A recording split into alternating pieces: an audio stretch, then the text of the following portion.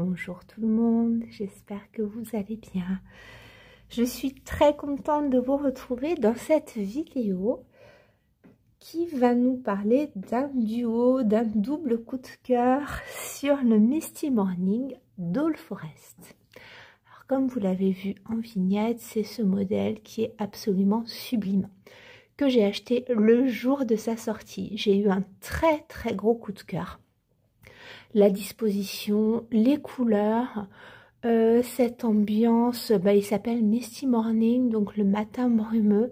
J'ai beaucoup aimé la délicatesse des fleurs, l'encadré, assez original. Et donc, voilà, il a été mien extrêmement vite. Et quelques jours après, j'ai reçu un message de notre Kiki la petite brodeuse, qui m'envoie la capture d'écran de ce modèle en me disant « Mais Julia, est-ce que tu as vu ?» Mais bien sûr que j'ai vu, il est magnifique. Et donc, on a convenu de faire un duo toutes les deux, mais pas n'importe quel duo, c'est-à-dire qu'on s'est dit qu'on allait commencer le modèle sans se dire quel fil on allait choisir et quelle toile on allait choisir. Et en fait, on va découvrir toutes les deux les réalisations respectives, donc de l'une et de l'autre, aujourd'hui en même temps que vous. C'est un peu le même principe qu'on avait fait pour le sale Black Roses. Et donc moi j'ai très hâte de découvrir ce qu'a fait Kiki, puisque nous l'avons avancé bien entendu chacune de notre côté. Alors ce modèle, je crois oui qu'on a brodé à peu près un quart chacune. C'est un modèle qui n'est pas immense, hein. Voilà, donc le Misty Morning, c'est un modèle qui fait, alors, voilà, 137 par 208. Et il y a donc très peu de couleurs, il y a 6 couleurs que All Forest vous propose bien sûr ou en fil All Forest ou en correspondance DMC.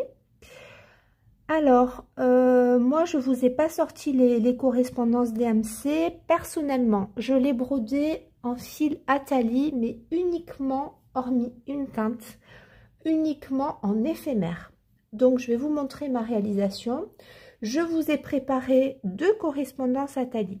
Une correspondance Atali si vous voulez suivre mes couleurs et une autre correspondance Atali si vous voulez avoir le rendu d'All Forest à peu près. Voilà. Donc encore une fois, les fils Atali sont des fils artisanaux, teintés main, donc vous n'aurez pas exactement le même rendu que le mien en fonction de la façon dont votre écran est réglé. Il se peut qu'il y ait une différence entre ce qui apparaît à l'écran et la réalité des fils. Donc voilà, il faut accepter qu'il y ait je ne vais pas dire une marge d'erreur, mais une marge de différence entre ce que vous allez voir et ce que potentiellement vous pourriez commander chez Martine des fils Atali. Alors, je ne sais pas du tout comment Kiki va organiser la vidéo.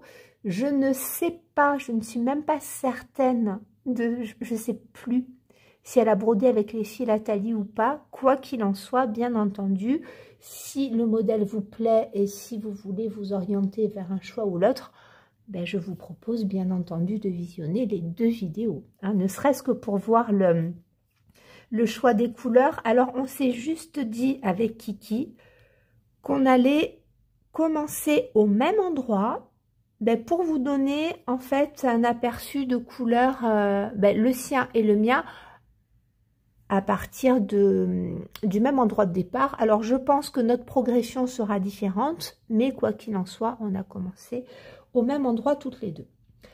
Alors, je vais vous montrer ce que j'ai fait. Dans un premier temps, il a fallu choisir la toile. Et donc, moi, ce que j'aimais beaucoup, c'est ce côté justement très brumeux. Donc, j'ai voulu garder cette ambiance-là.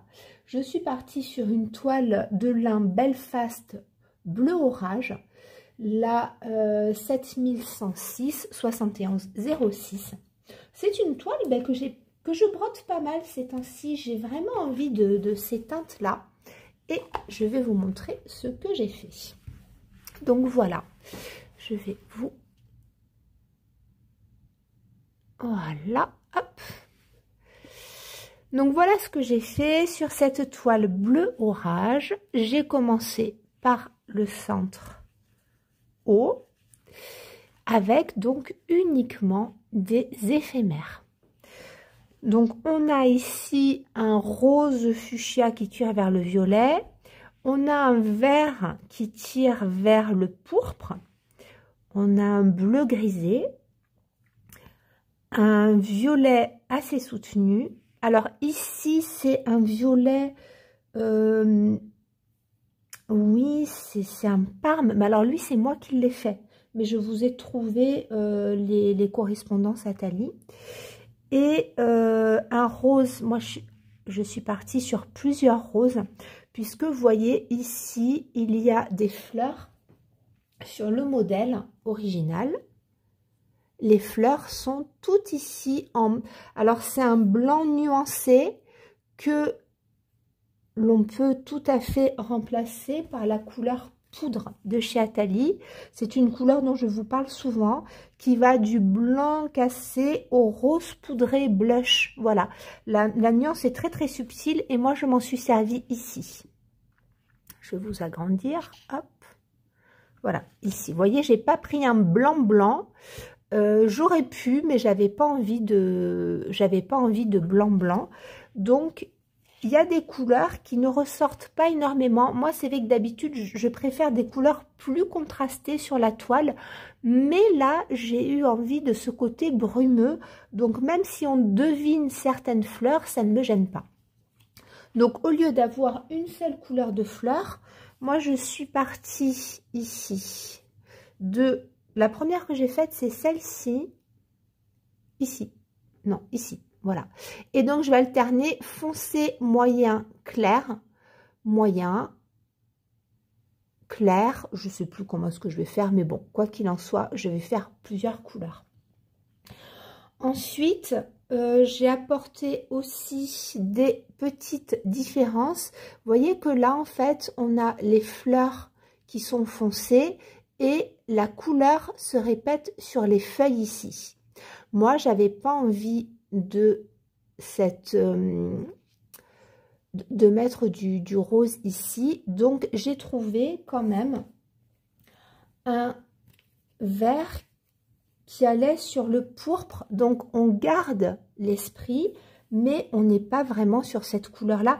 D'ailleurs, cette couleur là, c'est ici cet éphémère qui est très joli, et je ne sais pas si je vais le répéter tout le temps ou pas. Quoi qu'il en soit, cet éphémère ici et le vert, vous voyez, hop, le vert qui tire sur le pourpre, c'est celui que j'ai utilisé donc pour ces feuilles là et ici, et toutes les feuilles qui sont rose foncé rouge, voilà, là ici, je vais les broder avec ce vert qui tire sur le pourpre. Ensuite, j'ai aussi apporté une différence. Là, normalement, tout est brodé avec la même couleur. Donc moi, ici, j'ai fait une différence entre cette couleur-là et celle-ci. Et je jongle entre cet éphémère qui est très joli. Et ici, on a un éphémère qui est plus nuancé, qui va du grisé vers le Parme, mais très très léger. Voilà. Donc, bien entendu, vous ne pourrez pas avoir des correspondances exactes dans ce que je vais vous proposer, puisque moi, ici, ce ne sont que des éphémères. Alors, j'ai vraiment hésité à apporter les touches d'orangé. Vous voyez que dans le modèle, on a pas mal d'orangé, donc qui donne vraiment un coup de fouet à l'ensemble. Et puis, en fait, moi, quand il était temps d'ajouter, j'avais préparé un orangien, mais quand il était temps de l'ajouter, ça ne me plaisait pas. Donc, ce que j'ai fait, c'est que ces couleurs-là, vraiment orange, je pense que je vais les remplacer par, je vais faire des feuilles très poudrées, comme ceci. Et en fait, je ne garde l'orange, je l'ai transformé en jaune pour faire uniquement le centre des fleurs, c'est tout. Voilà, ça c'est mon choix. Ensuite, ce qui est plutôt, ce qui apparaît plutôt noir, très foncé, moi je l'ai fait en aubergine, un violet bien soutenu et je vous ai donné les correspondances. Et puis, qu'est-ce que j'allais dire? Oui, ce qui apparaît en violet assez, assez flash, hein, assez saturé. Moi, je l'ai cassé et j'ai mis cette couleur-là. Mais encore une fois, ça, c'est pas un éphémère d'Atali, c'est moi qui l'ai fait, ce fil-là. Voilà, donc en fait, vous voyez sur ma palette, il y a pas mal de déclinaisons. All Forest part sur 6 couleurs. Moi, vous voyez que j'apporte pas mal de déclinaisons déjà parce que au lieu d'une couleur pour les fleurs, j'en mets 3. Et puis, je vais jongler sur les couleurs des fleurs, sur les couleurs des feuilles. Et ici, la couleur la plus claire, donc moi, j'ai mis pourpre. Donc, j'ai cette déclinaison-là, plus pourpre. Alors, je ne m'attarde pas sur mes éphémères parce que, ben, vous, ça ne vous intéressera pas. En revanche, si vous voulez garder ma gamme de couleurs, je vais vous proposer les fils Atali correspondants. Ce que je n'ai pas brodé encore, ce sont les oiseaux. Et pour les oiseaux, j'ai décidé de rajouter encore des couleurs, à savoir plutôt un grisé pour la tête et la queue et quelque chose de un petit peu plus nuancé pour le corps. Donc en éphémère, je vais faire je pense que je vais prendre celui-ci qui est un grisé assez soutenu.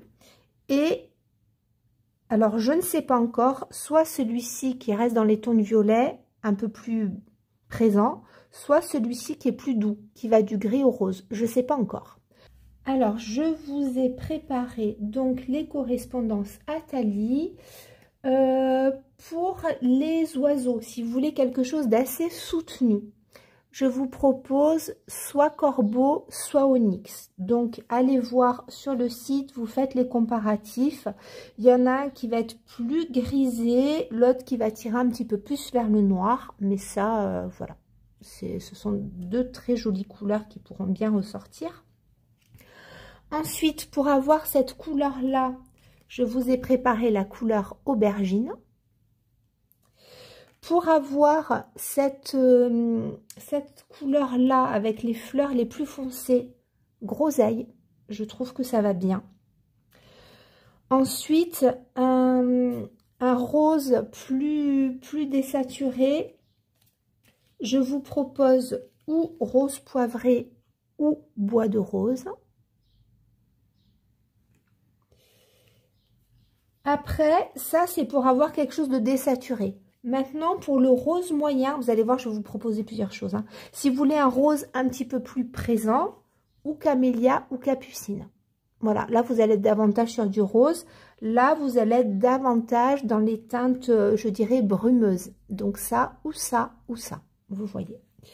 Pour le plus clair ici, on va avoir donc poudre, qui, je trouve, se marie très bien. Alors, si vous voulez garder ma déclinaison ici pour les feuilles qui sont vertes, rouges, je trouve que genièvre va bien puisque c'est un joli vert qui tire sur le brun rouge. Voilà, il est pas mal celui-ci, il est très joli. Ensuite, si vous voulez faire des fleurs, des feuilles comme ça, un petit peu désaturées, vous pouvez prendre la teinte myrtille qui va bien. Ou jacinthe. Jacinthe est un petit peu plus clair. Ça dépendra aussi de votre toile. Hein. Voilà. Pour les jaunes, pour le jaune, si vous voulez un jaune un petit peu présent comme ça, vous pouvez prendre paille. Si vous voulez quelque chose d'un peu plus désaturé, vous pouvez prendre moutarde. Ça, c'est à vous de voir. Et puis, pour le tour, ici, pour faire l'encadré, si vous voulez jouer sur les couleurs comme moi, vous pouvez prendre crocus ici pour cette petite partie-là. Ce sera moins dégradé que ce que j'ai, mais pourquoi pas. Et jouer entre crocus et ici, alors en fonction de la couleur de votre toile, ou anthracite ou chartreux. Voilà. Ça, je les garde parce que ça va faire partie des couleurs pour les couleurs plus fidèles au modèle d'All Forest. Donc, si vous voulez vous rapprocher davantage de ce que propose All Forest, voilà les couleurs que j'ai sélectionnées. Donc, je vous remontre le modèle initial. Alors, voilà. Hop. Ici, pour ce modèle-là. Donc, vous voyez, on va avoir... Alors, pour les couleurs très foncées, vous choisissez, soit vous partez sur... Je vais enlever ça, ce sera plus joli. Soit vous partez sur quelque chose de assez noir, donc corbeau onyx, soit vous partez sur quelque chose d'un petit peu plus pourpre avec aubergine. Je me rappelle plus ce qu'a préconisé. Alors, All Forest préconise du 33-71. 33-71, on est plutôt sur un brun qui est assez présent. Donc ça, après, à vous de voir. Hein. Voilà. Ensuite, pour les fleurs foncées, Pétunia, qui est un rose assez présent, ou... Alors, Galanga, je ne l'ai pas sorti. Oui, parce que lui, il est peut-être un petit peu trop rose. Mais je trouve que Groseille, voilà, Groseille, il va quand même bien aussi. Pétunia, si vous voulez quelque chose de plus rose. Et Groseille, si vous voulez quelque chose de plus rouge, un petit peu plus désaturé. Si vous voulez rester dans les teintes assez franches, pour le violet ici... Vous allez prendre, alors, soit violette, qui est vraiment très, très présente, soit lilas, qui est quand même assez saturé, mais quand même moins explosif que violette. Ensuite, pour faire ici le tour, là, l'encadré, voilà, cette couleur-là qui est vraiment très, très jolie. Ça dépend de votre toile. Donc, je vous ai sorti plusieurs couleurs qui iraient bien. Soit anthracite, qui est un gris un petit peu plus bleuté. Soit chartreux, qui est un gris légèrement chaud. Soit tourterelle, qui est un vert de gris, un gris vert. Ça dépend de votre toile, de la toile que vous allez choisir. Ensuite, pour les fleurs blanches, je reste sur poudre, puisque je trouve que ça correspond très très bien à ce que propose All Forest. Et si vous voulez rester sur le orange, je trouve que Caroube va bien. Voilà, donc ça c'est... Encore une fois, je vous propose plusieurs choses en vous expliquant les différences parce que visuellement, c'est pas toujours évident à l'écran. Donc voilà, si vous voulez rester sur des teintes... qui correspondent au modèle d'All Forest. Donc, vous voyez qu'on a des couleurs quand même qui sont assez vives. Voilà. Et puis, donc, moi, si on veut rester sur la gamme de couleurs que moi, j'ai choisie, on va avoir ceci, ici. Toujours poudre, je vous les remets. Comme ça, vous aurez le temps de noter. Pour le jaune, soit paille, soit moutarde. Ici. Ensuite, on va avoir crocus, jacinthe, myrtille. Voilà, je vous les descends comme ça. Genièvre pour le vert. Hop. Donc, encore une fois, je vous mets plusieurs choix. Hein. Voilà. Et puis, pour les roses, bois de rose, rose poivrée. Hop. Ou alors, camélia ou capucine, si vous voulez quelque chose de plus moins désaturer. Voilà. Et oui, puis après, donc tourterelle hein, pour le tour chartreux, vous voyez. Donc ça fait pas mal de choses, mais voilà, je trouve que la sélection correspond assez bien au rendu. Oui, peut-être ici, je vais rajouter anthracite aussi pour le gris, si jamais. Donc voilà, je vous remontre ce que j'ai brodé. Donc là, je ne vous ai pas dit que c'était un modèle. Donc pas immense, hein. Donc vous voyez, hop, ici, modèle initial. Et moi, ce que j'ai brodé. Donc, je ne suis pas restée du tout fidèle au modèle. Et donc, on a un modèle petit moyen qui fait 9582 points. Et là, j'en suis à 25%. Voilà. Donc, voilà. Donc, ce modèle, alors moi, je l'ai rentré sur Pattern Keeper. Mais il y a les symboles qui apparaissent en fonction des pages. Donc, il faut, quand vous rentrez les numéros de fil, moi je mets des numéros de fil DMC pour avoir la couleur approchante. Il faut rentrer 4 fois la même couleur. Je ne l'ai pas rentré sur Saga, puisque je vous le dis tout le temps, la Saga, je l'ai sur la tablette de mon mari qui est beaucoup plus petite que la mienne. Et avec ma super vue bionique, j'ai besoin de bien agrandir. Donc, je préfère avoir la contrainte des pages plutôt qu'un écran qui est trop petit. Voilà tout ce que je voulais vous dire sur ce modèle que j'adore. Je suis trop contente de le broder. Alors, si Kiki ne m'avait pas proposé, je ne l'aurais pas commencé tout de suite. Mais voilà, c'est un très très beau modèle que je suis ravie de broder en duo avec elle. Donc, merci Kiki. Hâte de voir ce que toi tu as brodé. Et on va s'arrêter là jusqu'au prochain épisode qui devrait être le floss tube des petites croix du mois d'avril, qui tarde un peu à sortir ce mois-ci, mais ça va arriver. Je vous embrasse très fort, je vous souhaite de bien vous porter, de prendre soin de vous, et je vous dis à très bientôt.